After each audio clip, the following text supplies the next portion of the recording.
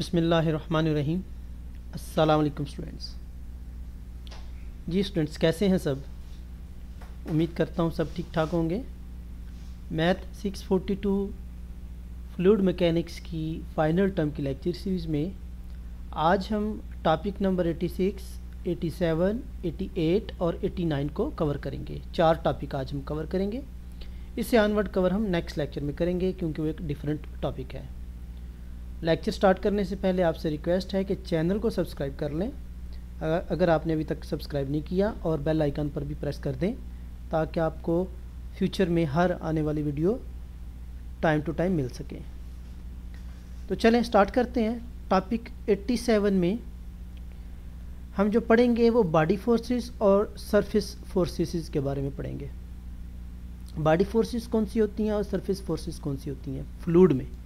ठीक है, सपोज़ ये आपका एक ड्रॉप है, या आप ये भी कह सकते हैं कि ये यहाँ पर एक पाइप है, तो इस पाइप में फ्लूइड फ्लो कर रहा है। ठीक है, तो अगर आपने इतना एरिया कंट्रोल वॉल्यूम लिया हुआ है इसको, तो ये जो सरफेस होगी इसमें जो फोर्सेस लगेंगी वो वाली फोर्सेस आपकी सरफेस फोर्सेस होंगी, और इस बॉडी पे जो लगने वाली फोर्सेस हैं वो आपकी बॉडी फोर्सेस होंगी इन सिंपल। ठीक है, तो सपोज़ अगर ये आपका वाटर ड्रॉप ही है, ये हम कंट्रोल वॉल्यूम इसको ले लेते हैं, सपोज़ इतनी सरफेस हमने ले ली हुई है, तो इसकी सरफेस पे लगने वाली सरफेस फोर्सेस और बॉडी पूरे ड्रॉप पे लगने वाली फोर्सेस आपकी बॉडी फोर्सेस हैं।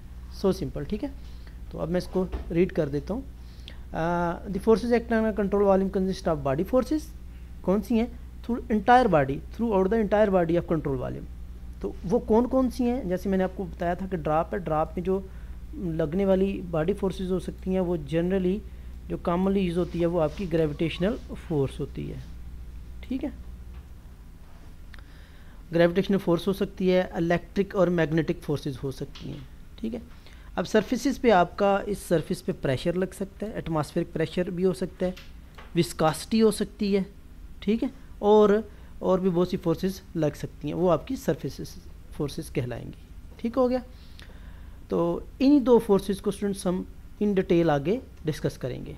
तो देखिएगा, किसी भी बॉडी पे लगने वाली फोर्सेस का जो नेट है उसको हम टोटल फोर्स कहते हैं। यानी सपोज़ ये आपकी एक बॉडी है, जैसे मैंने आपको पहले बताया था कि एक ड्रॉप है, तो ये एक बॉडी है। इस बॉडी पे लगने वाली दो फोर्सेस होंगी, एक आपकी इसकी सरफेस पे, ये जो रेड कलर में हमने ली हुई है इसकी सरफेस पे लगने वाली फोर्सेस, और दूसरी जो है वो होल बॉडी पे लगने वाली फोर्सेस। ठीक है, तो बॉडी पे लगने वाली फोर्सेस और सरफेस पे लगने वाली फोर्सेस का सम जो है वो आपका टोटल बॉडी यानी total force acting on a body पे आ जाएगा या कंट्रोल वॉल्यूम पे आ जाएगा।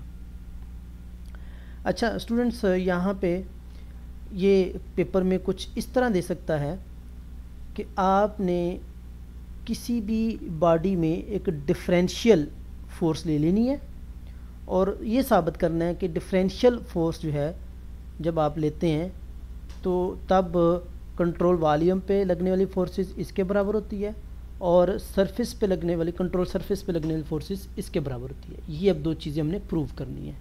ठीक है, तो अलग अलग भी प्रूव आ सकता है, इकट्ठा भी आ सकता है। तो इन शॉर्ट ये चीज़ लेके हमने इसके इक्वल हमने लेके आना है। ठीक है, तो चलें अब इसके लिए अब हम वर्क करते हैं। वर्क कैसे करेंगे जी? वर्क देखिएगा, यहाँ पर सबसे पहले आपको एक बॉडी दी हुई है, कंट्रोल वॉल्यूम दिया हुआ है। अब कंट्रोल वॉल्यूम में आपने दो एलिमेंट ले लेने हैं, यानी पूरी नहीं, कुछ पार्ट ले लेना है। जैसे कि यहाँ पर ये एक पार्ट हमने लिया हुआ है, इसको क्यूब की शक्ल में बनाया हुआ है, क्योंकि बॉडी है तो बॉडी आपको पता है 3 डायमेंशन में एग्जिस्ट करती है, तो ये क्यूब की शक्ल में हमने ले ली हुई है।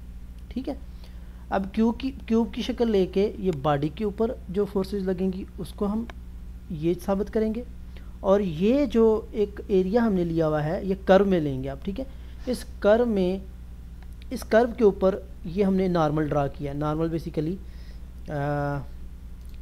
परपेंडिकुलर होता है इसके टेंजेंट पे, ये इसका टेंजेंट है, सपोज़ ये इसका टेंजेंट है। ठीक है, तो इसके टेंजेंट पे जो का नॉर्मल होता है, अच्छा, तो ये हमने ले लिया। ठीक है, अब ये इसके बराबर प्रूव करना है, तो चलें आगे हम इसको मज़ीद एक्सपेंड करते हैं।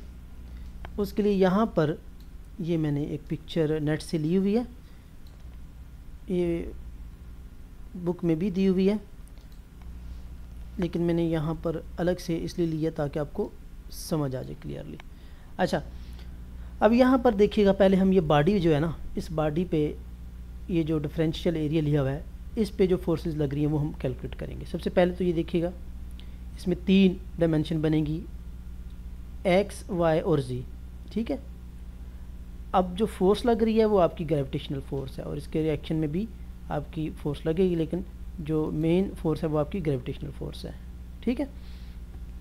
बॉडी पे जो फोर्स लग रही है वो कौन सी है? ग्रेविटी की फोर्स है। अब हमें ये पता है कि ग्रेविटी किसके बराबर होती है, ये हमें पता है कि जिस्म के वेट के बराबर होती है। तो वेट का फार्मूला क्या होता है? W = mg, ठीक है। W = mg होता है। तो यहाँ पर ये देखिएगा, W = mg में अब हम कीमत पुट करने जा रहे हैं किसकी? इस m की। तो m की जो कीमत है ये आपने याद रखना है, ये आपने पीछे डेंसिटी का फार्मूला पढ़ा हुआ है, ρ = m/v होता है, ठीक है। लेकिन अगर आप किसी ख़ास पार्शियल पार्ट में लेते हैं तो ये आपका आएगा ρ × dv, ρ × dv, ठीक है। तो सिंपल यहाँ पर हमने ρ × dv ये लगा दिया m की जगह, ठीक हो गया, क्लियर हो गया स्टूडेंट्स। अब अगर इसको हम इंटीग्रेशन में पूरे, ये तो था एक पार्ट का, अगर पूरे पार्ट का यानी पूरी बॉडी की अगर हम लें तो उसके लिए हम इंटीग्रेशन ले लेते हैं, ठीक है। जस्ट क्या करेंगे? इंटीग्रेशन ले लेंगे, क्लियर हो गया, अंडरस्टैंड। तो यहाँ पर ये आपका क्या आ जाएगा? बॉडी के ऊपर लगने वाली फोर्स आ जाएगी, ठीक है। इसी तरह हम ये जो कर्व एरिया है यानी सरफेस पे जो फोर्स लग रही है उसको अब कैलकुलेट करेंगे। वो किसके बराबर आएगी? वो आपको पहले बता चुका हूँ, वो इस चीज़ के बराबर आएगी, sigma ij n normal dA।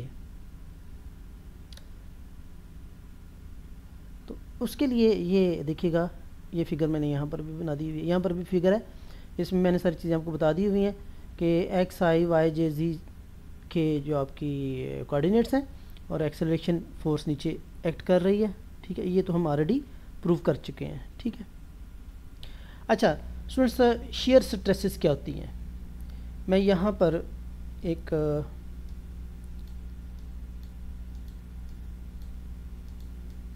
Matrix बनाने लगा हूँ, सिग्मा x,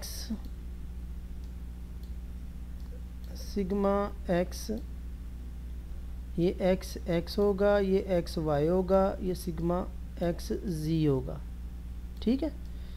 तो इसी तरह यहाँ पर सिग्मा y, सिग्मा z, तो ये जो डायगोनल में फोर्सेस होती हैं ना, सिग्मा x, सिग्मा y और सिग्मा z, इनको हम नॉर्मल स्ट्रेसेस का नाम देते हैं। क्या नाम देते हैं? नॉर्मल स्ट्रेसेस का। जो बाकी होते हैं वो आपके शेयर स्ट्रेसेस कहलाती हैं, ठीक है। अच्छा जी, अब हम वो जो सरफेस थी उस पर अब देखते हैं। सरफेस में हमने ये एरिया ले लिया DA, ठीक है, कंट्रोल सरफेसेस पे, इस पर हमने नॉर्मल गिराया, वो उसी पिक्चर को अब हम माइक्रो में लेके जा रहे हैं। नॉर्मल में गिराया तो नॉर्मल में आगे इसके कंपोनेंट बनेंगे, ठीक है, एक्स सरफेस पे, वाई सरफेस पे, ठीक है। अगर इसी का हम ऊपर टेंजेंट ले लें, मैंने आपको बोला था टेंजेंट 90 एंगल पे जो होता है वो आपका इसका टेंजेंट होगा, तो वो टेंजेंट आप ले लेंगे। तो इन शॉर्ट ये कि इसमें जो एक्ट करेंगे कंपोनेंट वो आपके सारे के सारे सिग्मा ij वाले आ जाएंगे, यानी ये सारे के सारे कंपोनेंट इसमें इन्वॉल्व होंगे, ठीक है।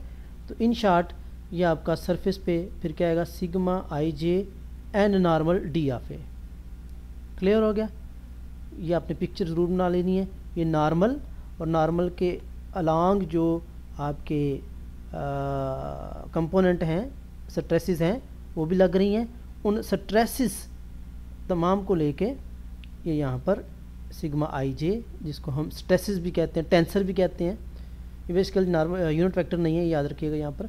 And normal vector d of A. तो ये आपका क्या आ जाएगा, surfaces forces acting on a control surface पे आ जाएगी। तो ये आपका प्रूव हो गया।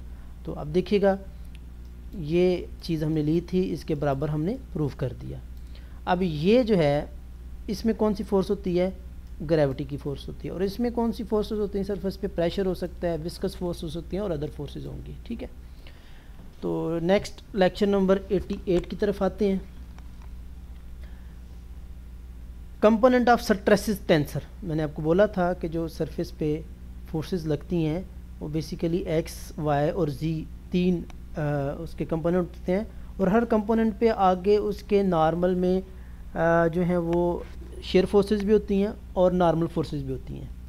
अब स्टूडेंट्स, नॉर्मल फोर्सेस कौन सी हैं और शेयर फोर्सेस कौन सी हैं, वो अब यहाँ पर हम डिस्कस करेंगे।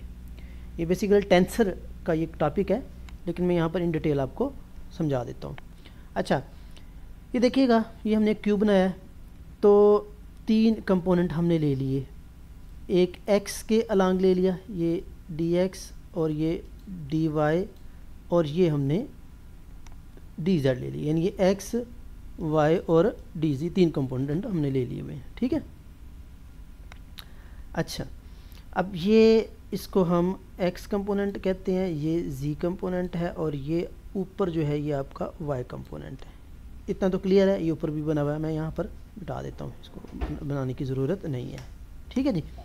अच्छा स्टूडेंट्स, ये अगर आप इस एक्स एक्सिस में आए ना, एक्स एक्सिस में जो फोर्स लगती है ना, राइट और लेफ्ट पे भी हम ले लेते हैं, टॉप पे बाद में जाते हैं, टॉप आपका जी है, ये आपका एक्स कंपोनेंट है। इसको जितने भी यानी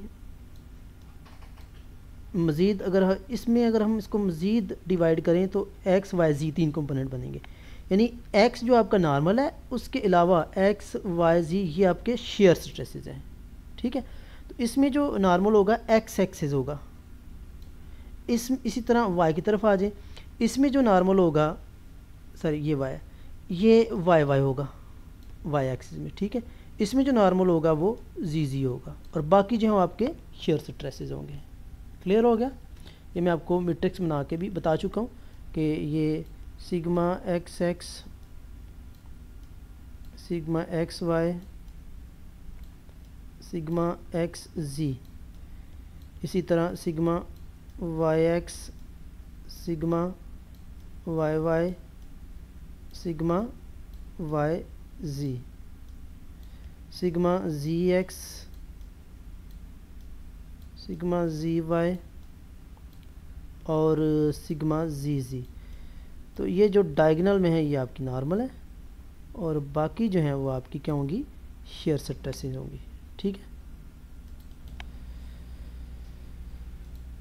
इसमें ये आपको याद रखना पड़ेगा। ठीक है जी, चलिए ऐसे रहने दें। ओके, अच्छा, इसमें यही बताया गया कि बॉडी पे जो बाकी एटमॉस्फेरिक प्रेशर होगा वो तो इग्नोर हो जाएगा, यानी नॉर्मल फोर्सेस जस्ट कैलकुलेट होंगी, बाकी जो है वो इग्नोर्ड हो जाएंगी, वो ज़ीरो या ना होने के बराबर होंगी। With atmospheric pressure outside considered, अगर प्रेशर आउटसाइड एटमॉस्फेरिक प्रेशर लिया जाए तो इस तरह आएगा, किसी का बॉडी का वेट जो है, विदाउट एटमॉस्फेरिक प्रेशर लेंगे तो वो तमाम की तमाम जो है वो कैंसल्ड आउट हो जाएंगी।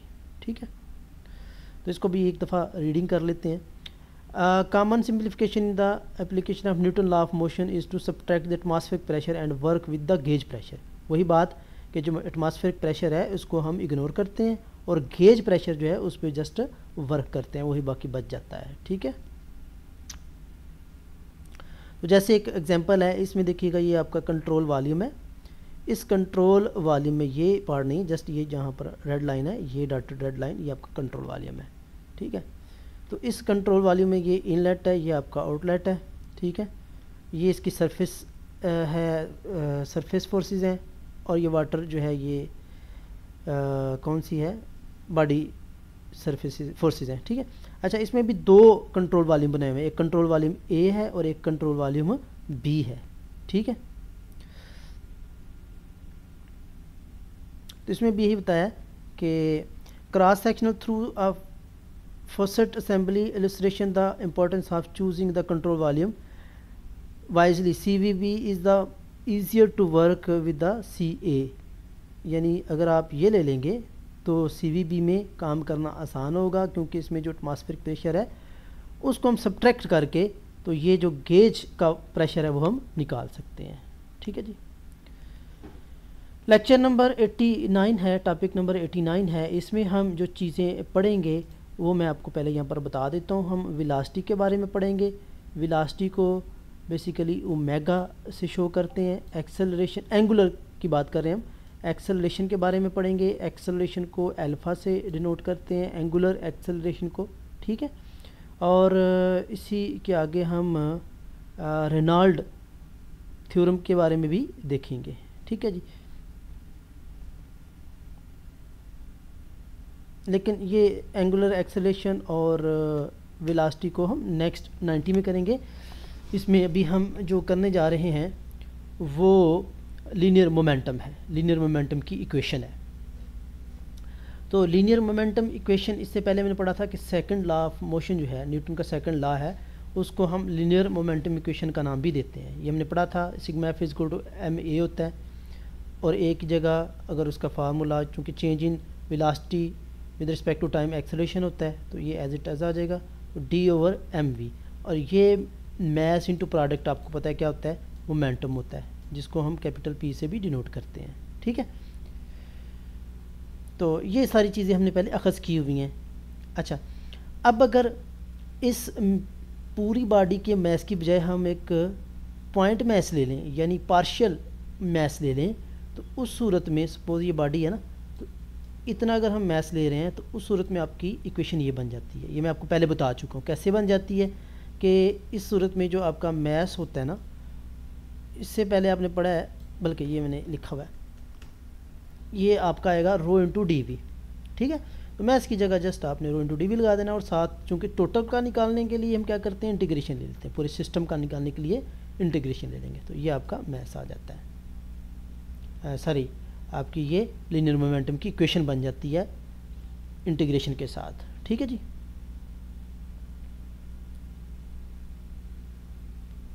तो हम फिर कह सकते हैं न्यूटन लॉ को कि sum of all external forces acting on a system is equal to the sum of all external forces, ठीक है, इक्वल टू द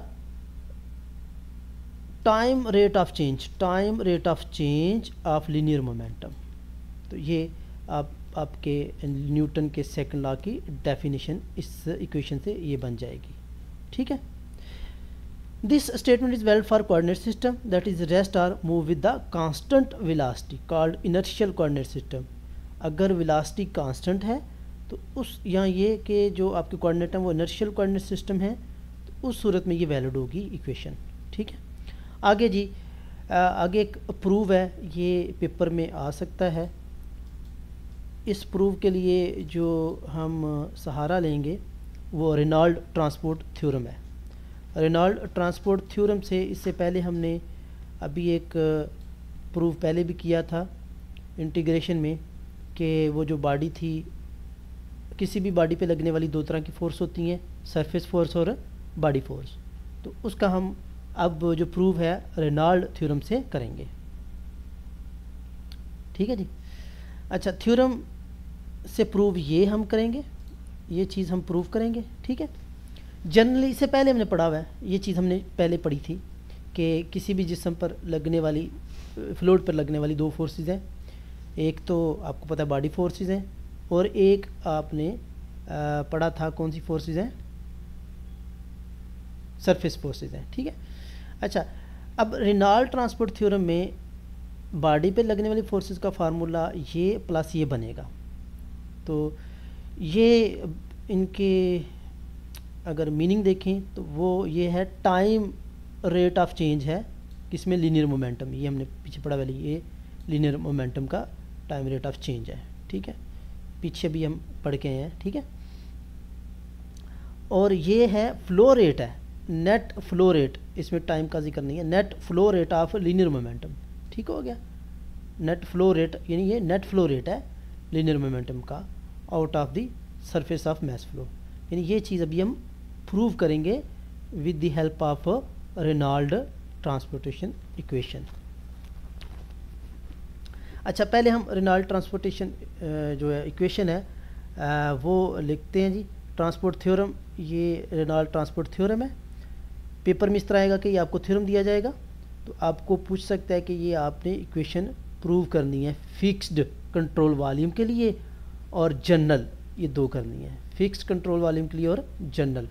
तो पहले रेनॉल्ड ट्रांसपोर्ट थ्योरम ये है, तो इसमें ये आपको याद होना चाहिए, मैं इन डिटेल नहीं जाऊँगा। इसमें जस्ट बी की जगह आपने एम वी करना है और इस स्मॉल बी की जगह वी करना है, बस। तो ये आपका फार्मूला बन जाएगा, ठीक है जी।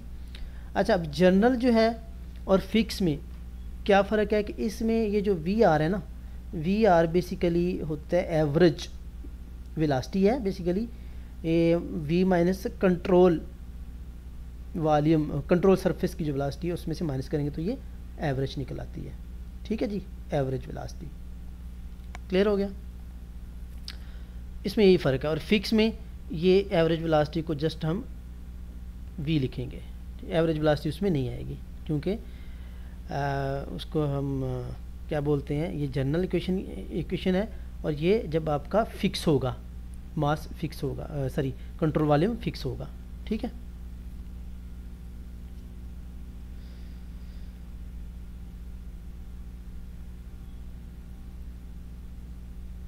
जी, नेक्स्ट है हमारा कि ये आपके पास एक 180 डिग्री की एल्बो दी गई है। इस एल्बो में किस तरह आप का जो प्रेशर है वो एक्ट करता है, किस तरह काम करता है वो हम देखेंगे और इसमें मोमेंटम का क्या दखल है।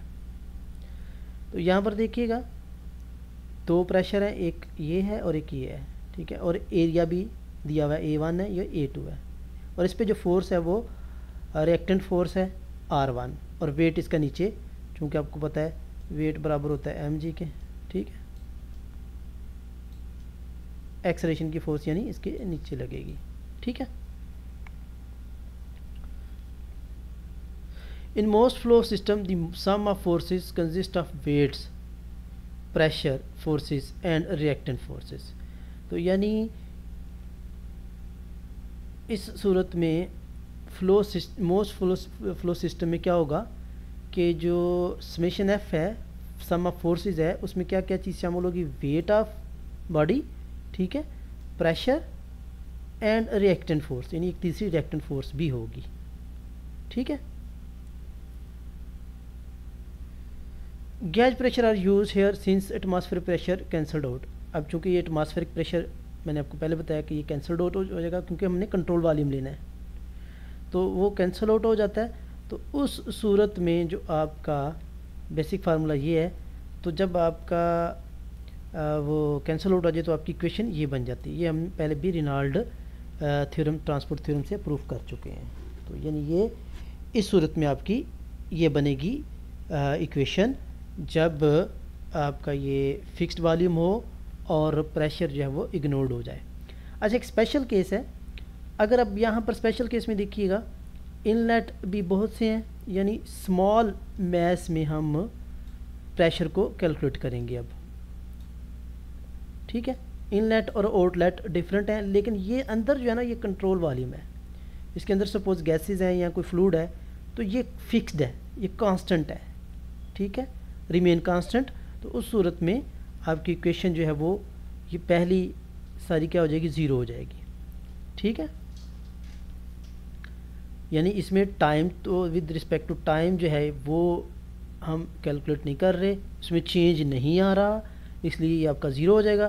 तो इस सूरत में आपकी इक्वेशन ये बन जाएगी जिसको हम कहते हैं स्टडी फ्लो, ठीक है। इस सूरत में ये आपका स्टडी फ्लो, नहीं अगर स्टडी फ्लो होगा तो ये सारी चीज़ क्या हो जाएगी, ज़ीरो हो जाएगी, ठीक है।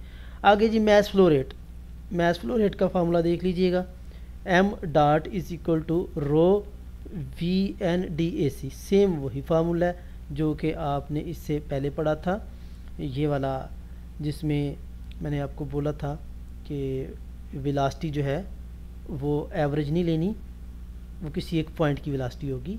तो उस सूरत में हम mass flow rate across inlet और आउटलेट को इस तरह कैलकुलेट कर सकते हैं, सेम फार्मूला है वही, ठीक है।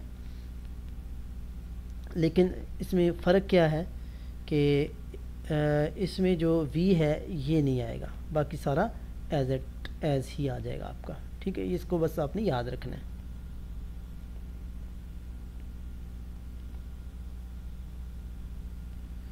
ठीक है जी। Momentum flow rate across the uniform inlet, ये था एक पॉइंट के मैथ्स के लिए। ठीक है, आ गया मोमेंटम फ्लो रेट। तो मोमेंटम फ्लो रेट फिर अगर यूनिफॉर्म इनलेट और आउटलेट के लिए निकालना हो तो ये आ जाएगा rho v dot n d A c, यानी मैथ्स के हिसाब से। ठीक है, यही चीज़ आ जाएगी, लेकिन साथ अब ये पूरा वी आ जाएगा। Is equal to rho average A c, इसमें ये आपको पता है ये एवरेज वेलोसिटी हो जाती है। A c average is equal to m v आ जाएगा, एम डॉट वी आ जाएगा आपका। ठीक है, ये इनलेट और आउटलेट डिफरेंट दिए हुए हैं। आगे जी एक और पिक्चर है, इसमें आउटलेट और इनलेट के फ्लो का बताया हुआ है कि क्या फ़र्क आता है। ये पहली शेप में देखिएगा वेल राउंडेड एंट्रेंस है, यानी इसमें एंट्रेंस हो रहा है कोई बॉडी, सॉरी ये ए है, ए केस में ये इधर से आपका कंट्रोल वॉल्यूम है, कंट्रोल वॉल्यूम में यहाँ पर फ्लो जो है हो रहा है फ्लूइड का किसी पाइप में। ठीक है, यहाँ पर एरिया कम है, अब यहाँ पर एरिया ज़्यादा कर दिया गया है। ठीक है, यहाँ पर एरिया ज़्यादा करने से क्या फ़र्क पड़ेगा। और तीसरे में देखिएगा a slice through a free water jet in air, यहाँ पर बिल्कुल ये वाटर जेट एयर बिल्कुल कम एरिया कर दिया गया है। तो इस सूरत में अगर जो वाटर है या कोई भी फ्लूइड है वो एंटर करता है तो क्या फ़र्क पड़ेगा। बेसिकली इन तीनों से हमें ये चीज़ पता चलती है कि इस सूरत में जो वेलोसिटी है या स्पीड है उसका फ़र्क आएगा। इस तरह अगर ये ज़्यादा कर देंगे तो इसमें भी फ़र्क आएगा, और इसी तरह इसमें जब मज़ीद इसको शॉर्ट कर देंगे तो वेलोसिटी क्या हो जाएगी, कम हो जाएगी। ठीक है जी, तो होपफुली आपको समझ आई होगी। अगर कोई चीज़ नहीं पता चलती तो आप कमेंट में पूछ सकते हैं। थैंक यू, अल्लाह हाफिज़।